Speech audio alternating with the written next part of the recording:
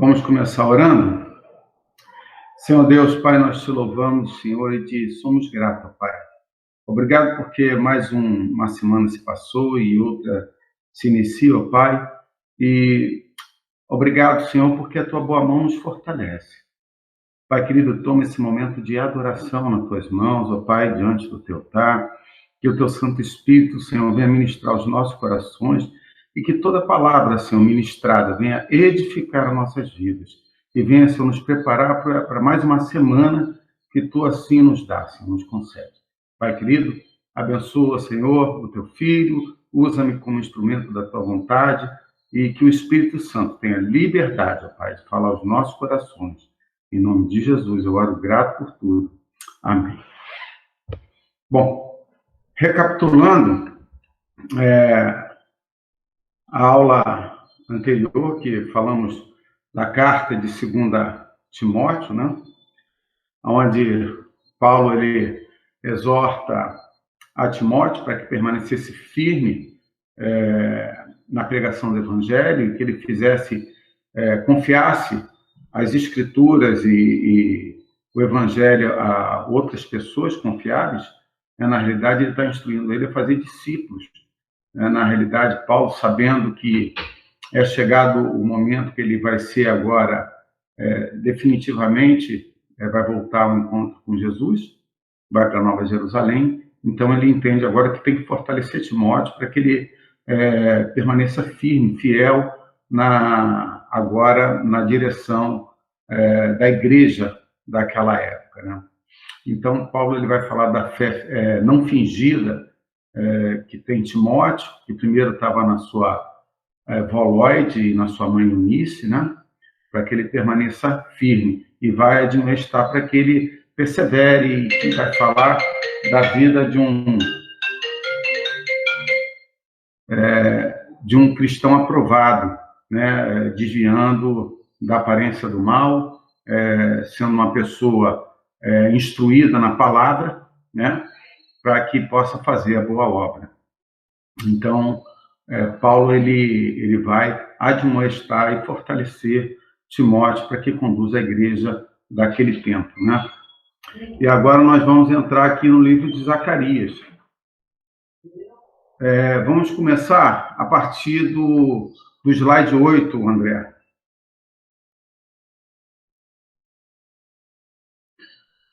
O livro firme, conexões, né, da epístola 2 Timóteo com o livro do profeta Zacarias. O título é Firmes em Meio à Tribulação. E agora nós vamos começar no livro de Zacarias, que está no slide 8, André. O profeta Zacarias filho de Baraquias e neto de Ido. Zacarias ele vai começar a profetizar a partir do ano 520, aproximadamente, até o ano 518 a.C. Zacarias ele vai ser utilizado por Deus agora no retorno, no primeiro retorno, primeira leva, né, dos exilados da Babilônia, né? Que agora era Babilônia, agora são cativos persa, né? Então, no reinado de Dário permite, no ano 537, que eles voltem para a cidade para a reconstrução do templo. Imagina aquele povo chegando naquela cidade, Jerusalém, completamente arrasado, os muros quebrados, as portas queimadas, né? E eles voltam e se deparam com aquela situação que se encontrava Jerusalém, né? Então, o nome Zacarias significa Jeová, que Ias, a terminação Ias, significa Yahvé, o Jeová, né? El é Deus. Então, Zacarias Jeová se lembra, ou Yahvé se lembra, né? E Baraquias, Jeová abençoa, né? O Yahvé abençoa. E Ido no tempo ou oportuno. Então, assim, você vê que logo no início ele vai colocar profeta Zacarias, filho de Baraquias e neto de Ido. E isso tudo tem um significado, né? Que Deus se lembra e que Jeová abençoa, ou vou botar até num tempo oportuno, né? Há um tempo próprio para todas as coisas. Às vezes achamos que Deus nos abandonou à própria sorte e que as coisas não vão mudar, mas Deus se lembra. O tempo todo a palavra de Deus vai nos trazer à memória que é um Deus que nos ama profundamente, que é eterno e que seu amor dura para sempre. E é uma promessa que ele diz que estaria conosco até a consumação dos séculos. Então, passa o slide, por favor, André. Então, a mensagem de Zacarias começa logo no capítulo 1, trazendo a memória que o povo que veio no ano 537 para a reconstrução do templo, havia forte oposição, né, daqueles que eram samaritanos e que estavam ali se colocando como opositor na reconstrução do templo. Então, durante 15 anos, a reconstrução ficou parada, paralisada. Houve um desânimo que abateu o coração do povo.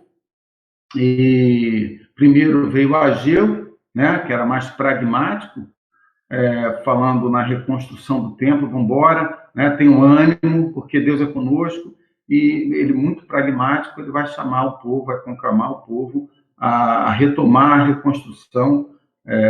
Ageu, que era já um pouco mais antigo, mas contemporâneo de Zacarias. Zacarias era um jovem, né? Então, a partir do ano 520, Zacarias também começa a profetizar sobre o povo de Judá, sobre a reconstrução do templo. Só que a visão de Zacarias, ela traz uma linguagem e um cuidado de Deus todo especial para aquele povo.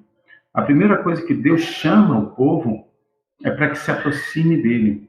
Deus não está falando para a pessoa que não é convertida, mas ele está falando para um povo que é seu, né? Ele diz: convertei-vos a mim e eu converterei a vós, ou aproximai-vos de mim e eu me aproximarei de vós. O que ele está chamando é um povo que conhece a Deus por um momento de reencontro, um momento realmente de intimidade.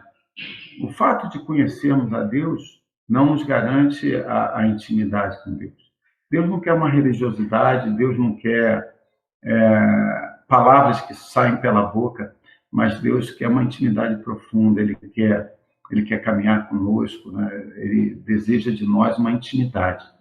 Assim como um pai deseja do filho a intimidade do dia a dia, Deus também quer de cada um de nós, muito mais do que uma religião. Ele deseja uma intimidade de entrega e de poder ter essa liberdade de conduzir a nossa vida, mas segundo a vontade dele. Amém? Então, a volta do cativeiro, primeira leva com o governador Zorobabel, por volta de 537, reinado de Dário, ou Dario, né? Rei persa, no ano 500 e aproximadamente ano 520. O governador Zorobabel, filho de Salatiel, reconstrução do templo, oposição, desânimo que se abateu sobre o povo. A gente vai ver lá no livro de Neemias, que fala mais abertamente dessa oposição, Sambalat e Tobias, né, que estavam ali travando a reconstrução do templo, mas Deus vai fortalecer, através de Zacarias, esse povo, para que pudesse pegar firme e concluir a obra, porque eles estavam voltados e cuidando da casa deles, arrumando a casa deles, né, e deixando a casa de Deus abandonada. Na realidade, isso mostra muito também desse templo que somos hoje nós, morada do Espírito Santo, né? Deus quer morar dentro de nós, Deus quer essa intimidade, né? Porque Deus fala com aquele que é dele, que ele conhece profundamente. Pode passar o slide, André, fazendo um favor. A mensagem do livro é um convite à volta do povo à presença de Deus, né? Em meio ao caos, em meio à dificuldade, em meio à tribulação, né? Aquela situação de caos, isso causa em qualquer um desânimo, né? Tu imagina, você está com tudo destruído, né? Imagina alguém que passa por uma enchente e tem que reconstruir o desânimo natural, né? Então, agora, através de Zacarias, Deus vai trazer essa mensagem de fortalecimento. Volte para mim, porque eu voltarei para vocês, eu vou fazer morada no meio de vocês, né? E vocês serão prósperos em todas as coisas. Deus está dizendo que vai cuidar de novo desse povo e vai se aproximar de uma maneira sobrenatural, né? Então, a mensagem do livro é o convite à volta do povo à presença de Deus em meio ao caos, ou à tribulação, né? Um chamado à reconstrução do templo, comunhão e fidelidade. Promessa de Deus de renovo, a vinda do Messias. Zacarias, dos profetas menores, né, é um dos que mais falam da vinda do Messias e o cumprimento das promessas sobre a vida do povo. Então, essa é a mensagem do livro. O slide 11. Por favor, André. A mensagem da epístola a Timóteo, ela converge com Zacarias, né, tendo uma mensagem comum, né, que é um tempo para todas as coisas, né? Assim, Paulo está fortalecendo a Timóteo, dizendo que o tempo dele já havia ou se aproximava do fim, né? Mas ele está falando, Timóteo, agora é a tua vez, né? Ele está passando o bastão para Timóteo e fortalecendo Timóteo para que ele possa continuar a obra, né? Então, há um tempo para todas as coisas, né? E assim também Zacarias está falando com o povo, dizendo, olha, Deus está falando, volte para mim, eu voltarei para vocês. Porque você vai ver isso lá em Ageu, que eles estavam reconstruindo a casa deles, botando a casa deles bonitinha e abandonando o templo de Deus, né? Então, há um tempo para todas as coisas e que devemos ser diligentes, né, na condução da obra de Deus e que, se perseverarmos, Ele é fiel para cumprir o que prometeu. E em 2 Timóteo, capítulo 4, versículo 8, ele diz, desde agora me está guardada a coroa da justiça. Paulo falando, que o Senhor, reto juiz, me dará naquele dia. E não somente a mim, mas também a todos os que amam a sua vinda, né? Então, a promessa de Deus não é só para Paulo, ou para Timóteo, ou para Zacarias. A promessa de Deus é para todos aqueles que creem, confiam em Deus e entregam seus caminhos na mão do Senhor. Passa o slide, por favor, André. Slide 12. Em Zacarias 8:3, né, assim também, em convergência com Timóteo, ele diz, assim diz o Senhor, voltarei para Sião e habitarei no meio de Jerusalém, e Jerusalém será chamada de cidade fiel, e o monte do Senhor dos exércitos será chamado de monte santo. Queridos, o amor de Deus por nós é algo maravilhoso. Mas Deus deseja de nós fidelidade. Deus, ele quer ter intimidade. Tu imagina que nós temos um filho que você, por mais que o ame, mas você não tem relacionamento com ele. Muitas vezes você gostaria de fazer mais pelo teu filho, mas por você nem saber como é que ele anda, ou quando ele vem te pedir alguma coisa, você sabe que tem um interesse escuso, muitas vezes você desanima no teu coração de dar para ele aquilo que ele poderia receber de bom grado, porque você teria condições de dar. Muitas vezes Deus, ele retém as bênçãos que nós temos para com ele, porque ele sabe que a gente só se aproxima como religioso, é o tomar lá da cá, né? Só procuramos a Deus quando desejamos alguma coisa, quando na realidade Deus quer ter uma intimidade contínua, né? Todos os dias é dia de estar na presença de Deus, não só no domingo, não só numa palestra ou numa situação atípica, né? E muitas vezes acabamos orando quase que por osmose, né? Obrigado, Pai, pelo dia, obrigado pelo almoço, Pai, guarda o meu descanso. Deus quer ter relacionamento, Ele quer ter uma intimidade com aqueles que são seus, né? E essa mensagem do livro, ele vai falar dessa questão da intimidade e da presença de Deus no nosso dia a dia. porque Deus quer firmar os nossos passos. Deus ele é o que vai nos fortalecer no dia do deserto, no dia da tribulação. Né? Confia teus caminhos ao Senhor, e o mais Ele fará. E ninguém que se aproxima de Deus e não crê que Ele é Deus e galardoador daqueles que o buscam, vai receber alguma coisa. Ele diz que aquele que pede alguma coisa duvidando em seu coração, não vai receber coisa alguma. Deus não quer uma oração bonita, mas Deus quer um coração aquebrantado, que se rende ao seu senhorio, né? E que olha para o próximo como a si mesmo. A estrutura do livro, chamado A Comunhão com Deus, Zacarias de 1 a 6, né? Quando ele chama o povo a se aproximar dele e que ele se aproximaria do povo, né? Então, a estrutura do livro, no capítulo 1, de 1 a 6, é o convite ao reencontro com Deus, dizendo, aproximai-vos de mim e eu me aproximarei de vós, ou convertei-vos a mim e eu converterei a vós. E Deus está falando das ricas bênçãos que ele tem para aquele povo, mas que eles precisam voltar à intimidade e ser zeloso com o templo do Senhor, né? Porque o templo era a representação da presença de Deus. Hoje nós temos a presença de Deus dentro de nós, né? Hoje nós temos a plena convicção que o Espírito Santo nos sinaliza todas as coisas, que Deus é conosco a todo instante. Slide 13 tal, André. Obrigado. As visões de Zacarias. Zacarias ele tem 8 visões, né? Que ele vai preparar Zacarias para toda a mensagem que ele quer trazer para o povo de Israel, né? Então ele dá a Zacarias a visão as revelações do cumprimento de Deus. A primeira visão dos cavaleiros, o cavalo vermelho, né, que está na murta, que está lá em Zacarias 1, de 7 a 11, e o anjo mostra a Zacarias que os cavalos, que ele diz que percorreu toda a terra, e a mensagem é que a terra estava em paz. Deus está deixando uma mensagem para aquele povo, através da visão de Zacarias, dizendo, olha, Zacarias, a terra está em paz. Apesar de toda a destruição, de toda a terra arrasada, para vocês que são meu povo, a terra está em paz.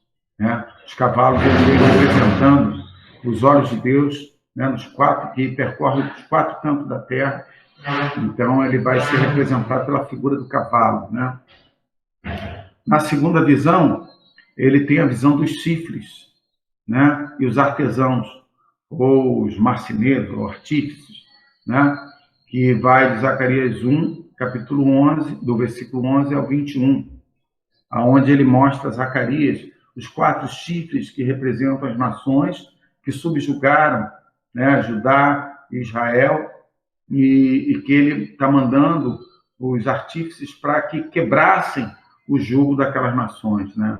Ele está falando que vai quebrar o orgulho, o poderio daquelas nações, na visão dos chifres e dos artesãos. Na terceira visão, o homem com cordel de medir, que vai do capítulo 2, de 1 a 13. É muito interessante, porque Deus fala através de Zacarias que Israel seria uma cidade sem muros, né? Uma promessa que é feita lá em Zacarias há 2.500 anos atrás, e hoje nós temos Israel, a partir de 1947, uma nação, né? Então, hoje ela é uma cidade sem muros. Israel é uma cidade sem muros, né? Deus é fiel para cumprir todas as coisas. Mas ele, através de Zacarias, ele já estava avisando o povo o que iria acontecer lá na frente. Slide 14, André. A quarta visão é do sumo sacerdote Josué, né? Essa visão eu quero chamar a atenção de vocês, que ele diz que na visão ele vê Josué com as vestes sujas, mas ele vê Satanás ao seu lado.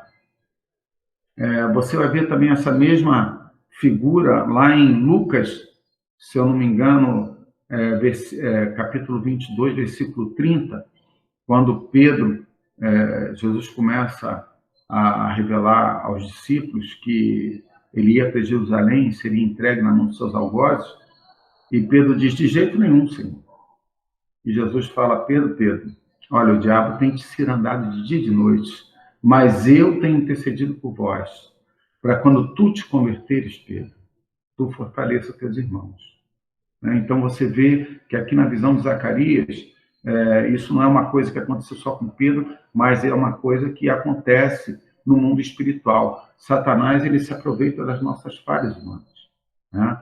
E tu vê que ele está ali do lado de Josué, dizendo: olha, Josué é cheio de pecado, né? Por isso essa visão do anjo com Josué com as vestes sujas, e aí Satanás o acusa diante de Deus, querendo legalidade para agir na vida de Josué. Quem era Josué? Josué voltou junto com Zorobabel, Josué que é da linhagem sacerdotal, e ele era sacerdote nesse período. E o anjo do Senhor determina: cala-te, Satanás, que o Senhor o repreenda, né? E diz que troca as vestes de Josué, põe vestes limpas.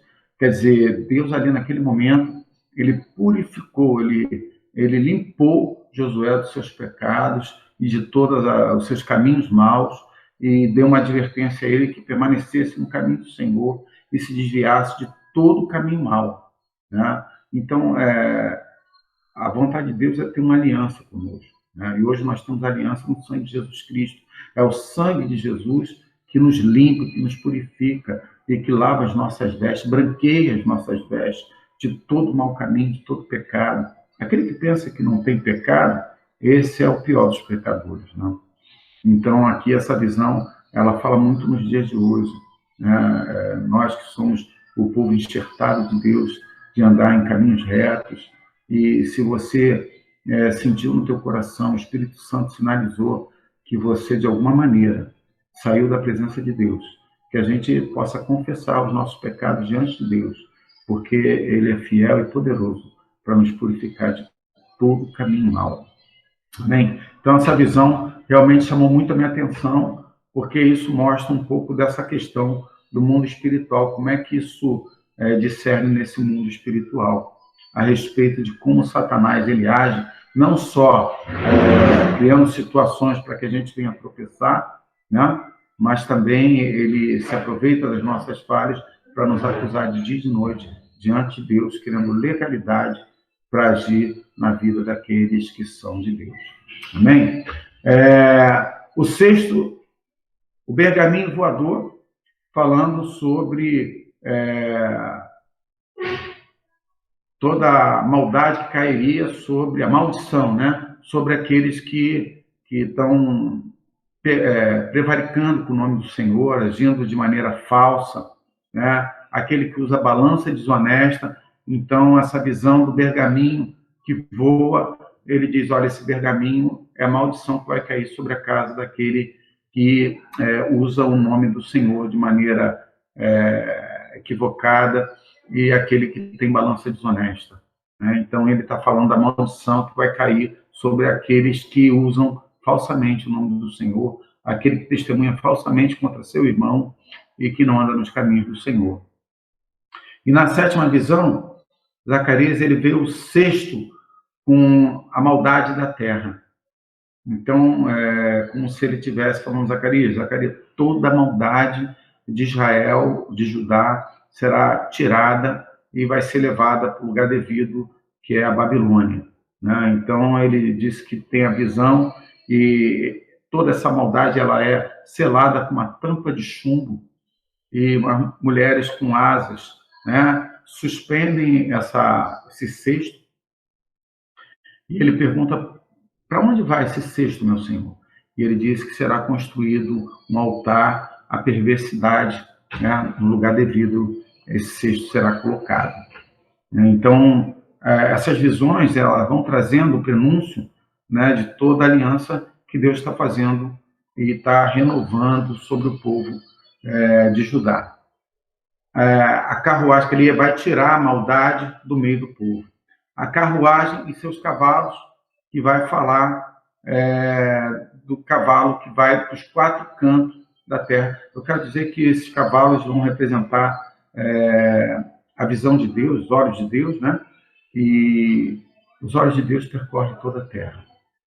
Não há um lugar algum que a gente possa se esconder dos olhos de Deus, nem achar que Deus nos abandonou porque não temos a visão de Deus.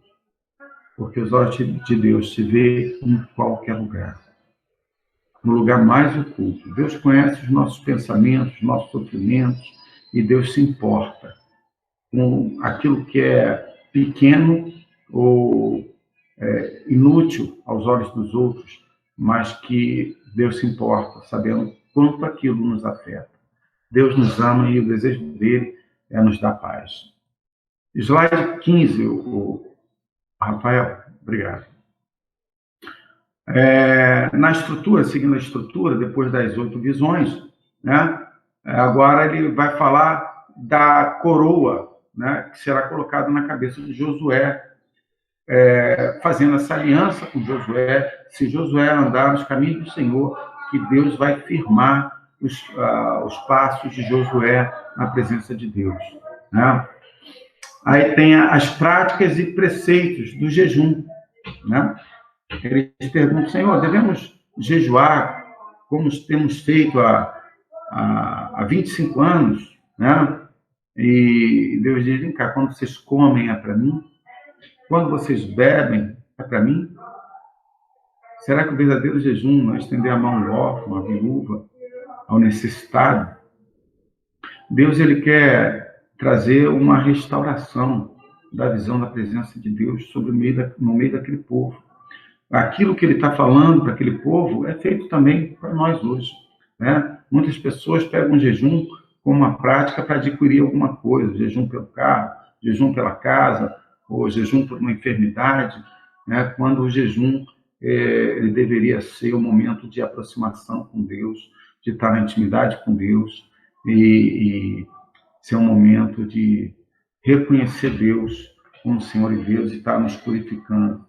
Eu vejo jejum como uma santificação daqueles que amam a Deus. O jejum não é uma troca, uma barganha, eu vou jejuar por isso, por aquilo, mas a gente jejua para que Deus a cada dia nos purifique, nos santifique e que as nossas orações cheguem aos céus como incenso agradável a Deus. Renovo e habitação de Deus em Jerusalém, do capítulo 8, do versículo 1 ao 15. Alguém pode ler para mim? Zacarias 8, do versículo 1 ao 15.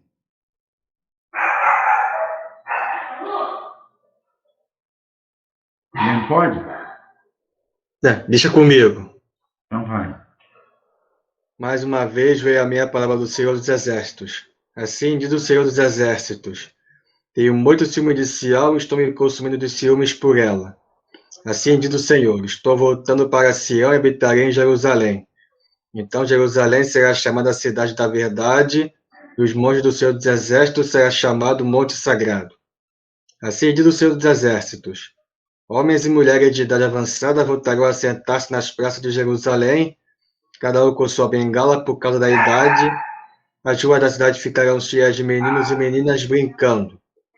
Mesmo que isso pareça impossível para o remanescente deste povo naquela época, será impossível para mim? Declara o Senhor dos Exércitos. Assim diz o Senhor dos Exércitos. Salvarei meu povo dos países do Oriente e do Ocidente. Eu os trarei de volta para que habitem em Jerusalém. Será meu povo e eu serei o Deus deles, com fidelidade e justiça.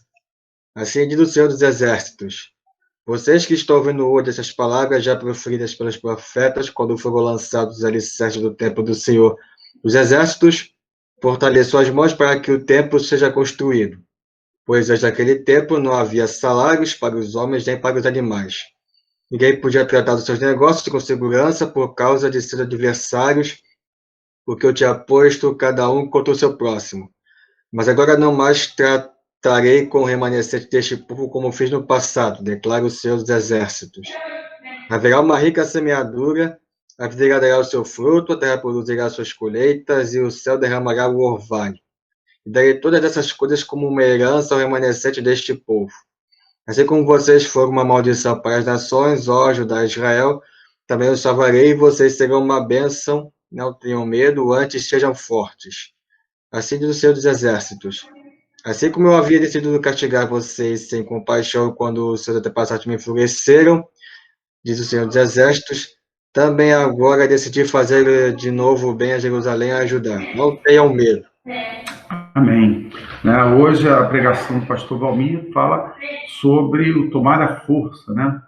E fala da coragem daqueles que são filhos de Deus, tem que ter para seguir a obra de Deus, né?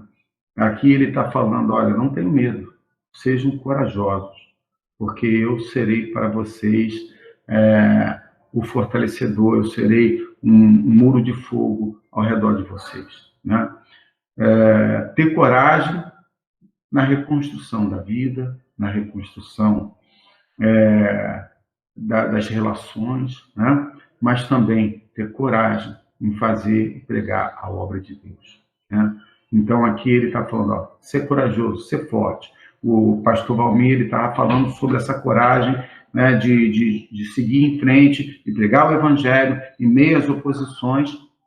Assim tu vê que ao todo tempo, né, assim quando ele fortaleceu Josué para atravessar o Jordão e conquistar a terra prometida, ele também fala a mesma coisa aqui para o povo, ser forte e corajoso, né? Não tenham medo, eles não tinham exército, voltaram completamente arrasados, né, da Babilônia, né, que agora é persa, eles voltam, encontram a casa toda quebrada, desarrumada, os muros fendados, né, vai ser reconstruído por Neemias, e agora eles são algo fácil para as outras nações. E ele diz, olha, não tenho medo das nações ao redor, porque eu sou o Senhor teu Deus. Eu vou botar um muro de fogo ao teu redor, né? Não importa a tua tribulação, não importa a situação que você está vivendo, porque eu sou o Senhor teu Deus. Não tenha medo, ser forte e corajoso. Deus nos chama também a ser forte e corajoso, a enfrentar as dificuldades com coragem, mas confiando em Deus. Amém? Então, aqui ele está exortando o povo, dizendo o seguinte, olha, eu sou o renovo para vocês, eu vou reconstruir a terra de vocês. Ele disse que a Jerusalém seria muito, os velhos estariam na praça e teriam muitas crianças. E hoje a gente vê o país de Israel, né? Uma grande nação, com crianças e com velhos, uma cidade hoje reconhecida pelo mundo todo. Mas a gente sabe, quando eles assumiram, né, em 1967, teve aquela guerra de 6 dias, né? Impressionante. 3 nações contra Israel, e em 6 dias eles ganharam a guerra. Algumas pessoas relatam essa guerra de 6 dias como algo sobrenatural. Parece que os soldados israelenses se multiplicaram e em 6 dias eles neutralizaram o exército inimigo. Então, Deus é um Deus de aliança. Aquilo que ele prometeu lá atrás, ele continua realizando até hoje. Né? Você vê que depois disso ainda teve a conquista macedônia, né? Depois vieram os romanos, mas Deus é fiel para cumprir todas as coisas no tempo oportuno. Muitas vezes a gente tem que aprender a esperar o tempo oportuno de Deus sobre nossas vidas. Amém? Porque Deus vai nos firmar no momento da tribulação e no tempo oportuno vai trazer renovação nossas vidas. Ele diz que seria uma proteção, né, contra os inimigos. De Zacarias de 9, capítulo 9, versículo de 1 a 8. E ele vai falar da aliança e da fidelidade do povo. Zacarias, eu disse que é o que mais fala sobre a vinda do Messias. Ele vai falar em vários versículos, já prometendo, já profetizando a vinda de Jesus, que seria o Messias, o Cristo. Né? Vamos ver aqui no capítulo 3, versículo 3. ele diz: Josué, vestido de vestes sujas, estava diante do anjo. Então respondeu aos que estavam diante dele, dizendo: tirai-lhes estas vestes sujas. E a Josué disse: eis que tenho feito com que passe de ti a tua iniquidade, e te vestirei de vestes finas. Ele aqui já vai começar fazendo a menção da própria volta do Senhor Jesus. Capítulo 6, versículo 12 e 13. Capítulo 6 de Zacarias, versículo 12 e 13. Ele diz: e fala-lhe dizendo: assim diz o Senhor dos Exércitos, eis aqui um homem cujo nome é Renovo. Ele brotará do seu lugar e edificará o templo do Senhor. Ele já fala desse templo que seria a morada do Espírito Santo, que habitaria dentro de nós. E ele diz: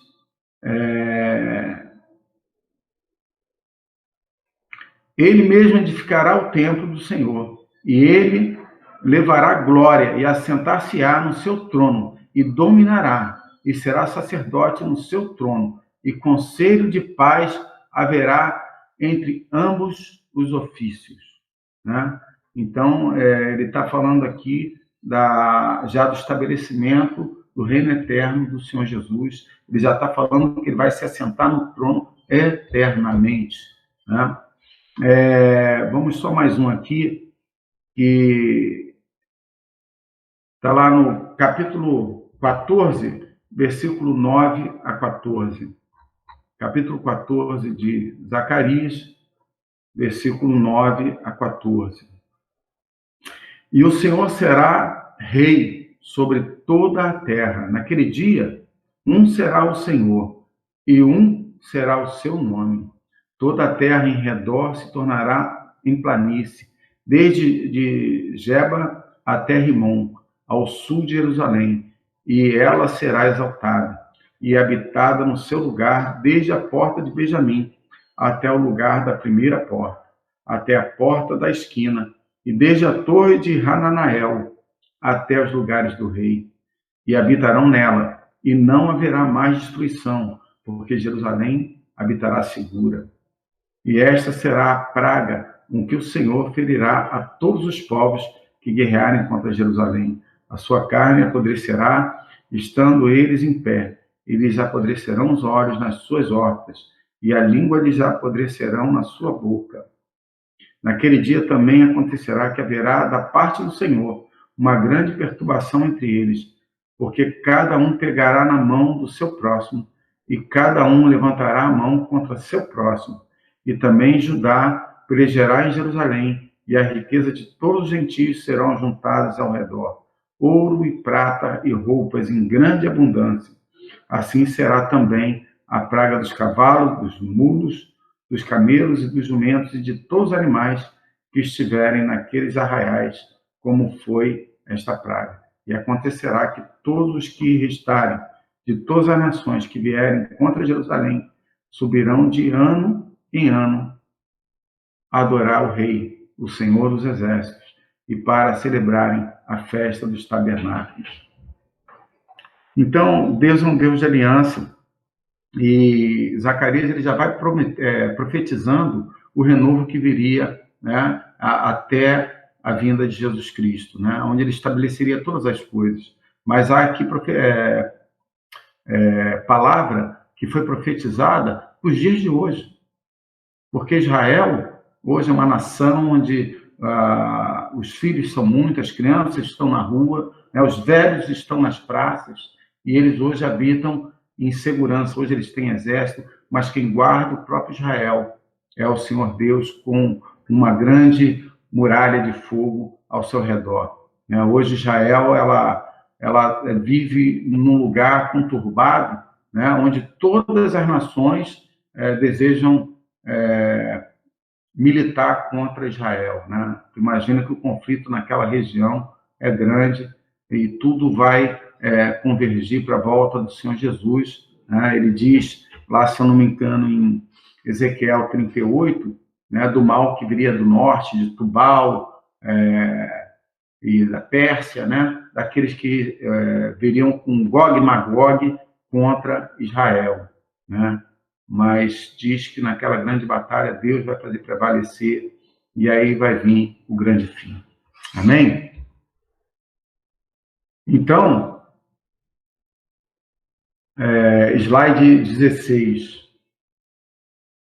Eu quero concluir, né, juntando agora os dois livros, né, a Epístola a Timóteo e Zacarias, trazendo uma conclusão em que realize os teus afazeres, não importa o que Deus está te confiando, né, coisas grandes ou pequenas, né, faça isso com zelo, com grande alegria, porque isso agrada o coração de Deus, porque Deus é um Deus de aliança, né, mas Deus deseja de nós que venhamos ser fiéis, que venhamos realizar todas as coisas com alegria, tanto na obra de Deus, quanto também nos nossos dízimos, nas nossas ofertas. Eu quero te falar que o dízimo não é uma obrigação, mas o dízimo é uma fidelidade para com aquele que é de Deus em ser fiel naquilo que é pouco, que é o dinheiro, porque Deus nos confiará no tempo oportuno a Nova Jerusalém, o reino dos céus. Tá? Seja diligente em todas as coisas, permaneça fiel em Deus, porque vale a pena, tua obra não é em vão, né? Porque Deus vai firmar, porque Ele é a nossa firmeza em tempos difíceis, em tempos de caos. Nós temos visto tempos tão difíceis, né? E a minha percepção é que nós estamos no início escatológico, né? Paulo também achou que era o início escatológico quando ele estava escrevendo aquela carta para Timóteo. Mas para Paulo, o dia escatológico chegou. Paulo foi martirizado, foi decapitado. Mas a minha percepção é que cada dia que passa, o homem, ele moralmente, eticamente, ele está se derretendo, né? E quando a geração mais velha passar, essa geração mais jovem, para se estabelecer, a gente vê como elas estão se comportando e a pressão vai ser muito grande, né? Que o Senhor firme os teus passos e aos jovens dê coragem para realizar a boa obra do Senhor. Pregue o Evangelho a tempo e a fora de tempo. Que sejamos sóbrios na obra do Senhor, sabendo que Deus é fiel para cumprir tudo aquilo que Ele nos prometeu. Porque Ele é o nosso socorro bem presente no dia da angústia. E que Ele vai nos fortalecer em meio à tribulação. Porque não importa a dificuldade que está passando, não importa o momento que está passando, há uma promessa de Deus que diz que Ele estaria conosco até a consumação dos séculos. É Ele que vai nos fortalecer para o dia mau, sabendo que há uma promessa que diz que há uma morada especial preparada para mim e para você, e que Ele vai nos reunir na Nova Jerusalém. Amém? Deus abençoe vocês e que a cada dia o Senhor fortaleça os vossos passos. Aqui ele diz: diante de Deus e de Cristo Jesus, que há de julgar vivos e mortos, pela sua manifestação e pelo seu reino. Peço a você com insistência que pregue a palavra. Insista, quer seja oportuno, quer não. Corrija, repreenda, exorte, com toda paciência e doutrina, pois virá o tempo em que não suportarão a sã doutrina. Pelo contrário, se rodearão de mestres segundo as suas próprias cobiças, como que sentindo coceira nos ouvidos. Eles se recusarão a dar ouvidos à verdade, entregando-se às fábulas. Mas você, se sobra em todas as coisas. Suporte as aflições.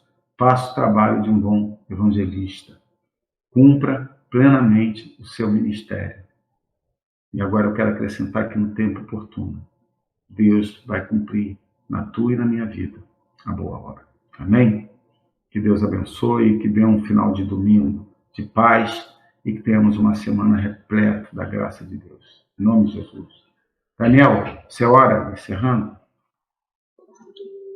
Sim, tudo bem, tudo bem. Senhor Deus e Pai, te agradecemos mais um momento, podemos estar reunidos aqui, Senhor, e podemos ouvir a sua palavra, Senhor. Amém. Essa palavra floresça em nossos corações para que a gente venha fazer o que o Senhor quer que a gente faça, Senhor, que nos prepare também para enfrentarmos o desafio da caminhada cristã, Senhor. Amém. Seja conosco e com todos que estão assistindo a essa aula aqui nesse momento, e a todos que ainda vão assistir pela internet, Senhor, que o Senhor também coloque a sua mensagem no coração dessas pessoas, ela venha florescer também. Nos um bom Amém, restante de semana e muito obrigado por tudo, em nome de Jesus, amém. Amém. Deus abençoe. Amém, irmão. Um bom descanso para vocês, uma boa semana, em nome de Jesus. Tá bom? Amém. Deus Fica com abençoe a Deus. todos aí. Bom Você final vai de para vocês domingo. também. Amém. Um abraço. Fica com Tchau. Deus. Tchau.